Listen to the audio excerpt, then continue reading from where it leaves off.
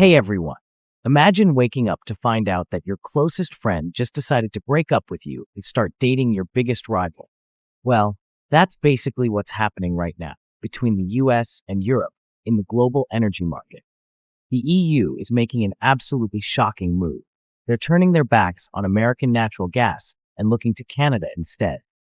This isn't just another trade story. It's a game-changing shift that could reshape the entire global energy landscape. Before we start, don't forget to follow my channel. Let me take you back to where this all started. Remember when Russia invaded Ukraine and Europe suddenly found itself in an energy crisis?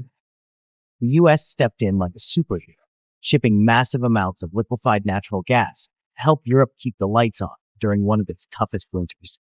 Seemed like a perfect partnership, right? Well, not quite. Here's where things got complicated. European leaders started realizing they were paying way too much for American gas. It's like going to a restaurant and finding out your friend charged you double for splitting the bill. But it wasn't just about the money. Europe began noticing something else that made them uncomfortable. The US was using these energy exports as a political tool, with trade conditions changing faster than TikTok trends depending on who was sitting in the White House.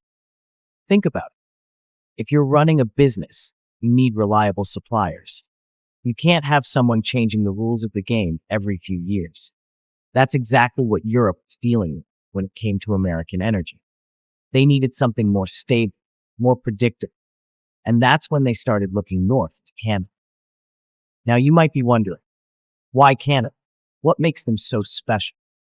Well, it turns out Canada's got quite a few aces up its sleeve.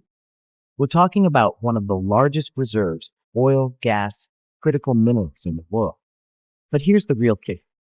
Unlike the US, Canada's trade policies don't do a 183 turn every time there's a new government. But there's more to this story than just stable trade conditions. Canada's got something else that's really catching Europe's eye. They're all in on clean energy. While the US is still heavily invested in fossil fuels, Canada's pushing hard into wind, solar, and hydroelectric power. For Europe, which is trying to go green faster than a smoothie shop, this is music to their ears.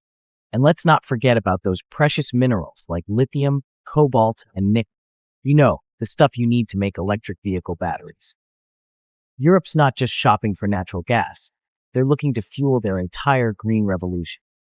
Canada's got all these materials in spades, making them look like the perfect long-term partner for Europe's sustainable future. This shift isn't just about energy. It's about reshaping global power dynamics. The US has been using energy exports as a way to influence global politics for decades, kind of like having the biggest stack of chips at a poker table. But now, with Europe potentially moving their business to Canada, that stack is starting to look a lot smaller. And here's where the story takes a dramatic turn. Just when you thought this was just about Europe and Canada getting cozy, the US decided to throw a massive wrench into the works. In February 2025, the US slapped new tariffs on Canadian imports. We're talking a whopping 25% on most goods and 10% on energy products. It's like watching someone flip the game board when they're losing. But Canada isn't taking this lying down. Prime Minister Trudeau fired back with retaliatory tariffs on $30 billion worth of US goods. And that's not all. Canada's playing an even smarter game by turning their attention to Asia, especially China. They're expanding their Trans Mountain pipeline to pump more oil to Asian markets, basically telling the US, hey, we've got other friends too. Now here's where things get really interesting and potentially scary for the US economy. Most people don't realize just how dependent the US is on Canadian oil. We're talking about over 6 million barrels of oil per day. If Canada decides to turn off that tap, even partially, it would be like cutting off oxygen to the US economy. Think about what would happen to the Midwest refineries that run on Canadian crude. Without it, they'd either have to shut down or spend billions upgrading their equipment to process different types of oil. And we're not talking about a quick fix. This could take years to sort out. The ripple effects would be massive. Gas prices would shoot through the roof.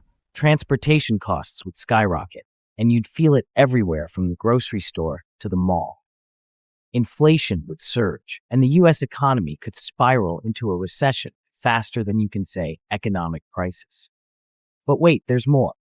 While the US and Canada are locked in this economic wrestling match, other players are watching from the sidelines, ready to jump in. Countries like Russia, China, and OPEC members are probably rubbing their hands together, seeing an opportunity to grab more control over global energy markets. And it's not just about oil and gas. Major US companies are caught in the crossfire. Think about giants like General Motors, Ford, Apple, and Tesla. They're all facing higher production costs, which means everything from cars to smartphones could get a lot more expensive for average Americans. Even tourism is taking a hit. Canadians, who usually love shopping trips to the US, are starting to think twice about crossing the border. It's like a breakup, where one person decides to stop going to their ex's favorite restaurants. The big question now is, how will this all play out? The US is at a crossroads. They can either double down on the tough approach and risk pushing Canada further away, or they can try to negotiate their way out of this mess before it's too late.